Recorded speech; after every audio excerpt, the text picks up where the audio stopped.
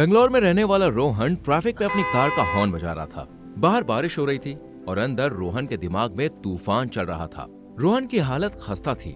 Home loan की EMI sir पर थी। ऑफिस में मैनेजर ने आज भी सबकी क्लास लगाई थी और ऊपर से कल उसकी गर्लफ्रेंड के साथ उसकी लड़ाई हो गई थी।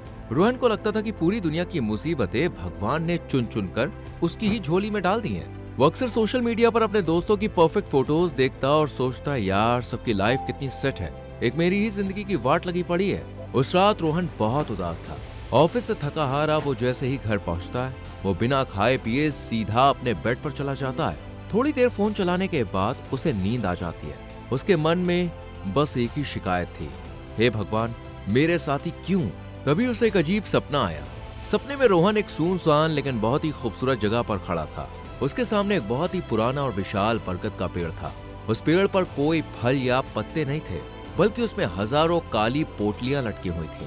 तभी पीछे से एक भारी लेकिन शांत आवाज आई, रोहन तुम अपनी मुसीबतों से बहुत परेशान हो ना, चलो आज एक सौदा करते हैं। रोहन पलटा तो उसे सामने एक बुजुर्ग फकीर खड़े हुए दिखाई दिए।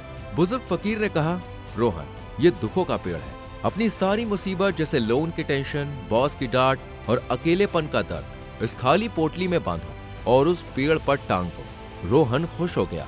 उसने झट से अपनी पोटली बनाई और पेड़ पर टांग दी। उसे लगा जैसे उसके कंधों से 100 किलो का बोझ उतर गया हो। लेकिन वो जैसे ही जाने के लिए मुड़ा, फकीर ने उसे रोका और कहा, रुको, जाने से पहले सौदे का नियम तो जान लो। नियम यह है कि अगर तुम अपनी पोटली यहाँ टांग रहे हो तो तुम्हें बदले में यहाँ टंगी कोई भी एक दूसरी पोटली अपने साथ ले जानी होगी। तुम यहाँ से खाली हाथ नहीं जा सकते हो। रोहन ने सोचा, वाह इससे अच्छा क्या होगा, मेरी मुसीबतें तो सबसे बड़ी हैं, किसी और की मुसीबत तो मुझसे छोटी ही होगी। वो पेड़ के पास गया, उसने एक छोटी सी पोटली देखी। उसे लगा कि यह हल्की होगी, लेकिन जैसे ही उसने उसे छूकर महसूस किया, उसके रोंगटे खड़े हो गए। उस पोटली में एक पिता का दुख था, जिसका इकलौता बेटा कैंसर से मर रहा था। रोहन घबरा गया।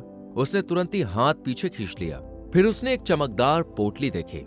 उसने सोचा कि शायद इसमें अमीरों वाली कोई छोटी मोटी टेंशन होगी। तो जैसे ही उसने वो पोटली उठाई, उसे एक भयानक घबराहट महसूस हुई।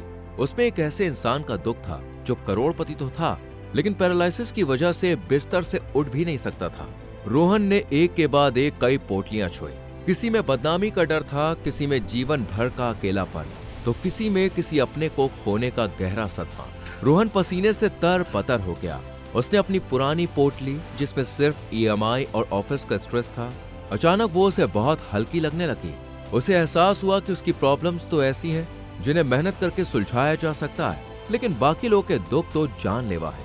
वो चिल्लाया, नहीं मुझे किसी और का दुख नहीं चाहिए, मेरी पुरानी पोटली ही ठीक है। उसने दौड़कर अपनी पोटली वापस उतार ली और उसे सीने से लगा लिया। तभी रोहन की नींद खुल गई।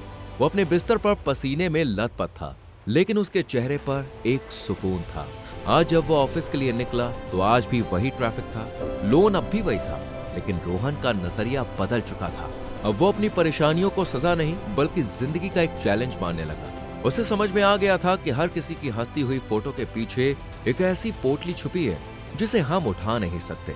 दोस्तों, हम अक्सर दूसरों की स्टोरी और स्टेटस देखकर अपनी जिंदगी को कम आंकने लगते हैं, लेकिन यकीन मानिए, अगर हम सब अपनी अपनी मुसीबतें रोहन की तरह एक पोटली में रख दें और एक दूसरे की मुसीबतें देखने लग जाए, तो हमें भी रोहन की तरह अपनी पोटली हल्की लगेगी।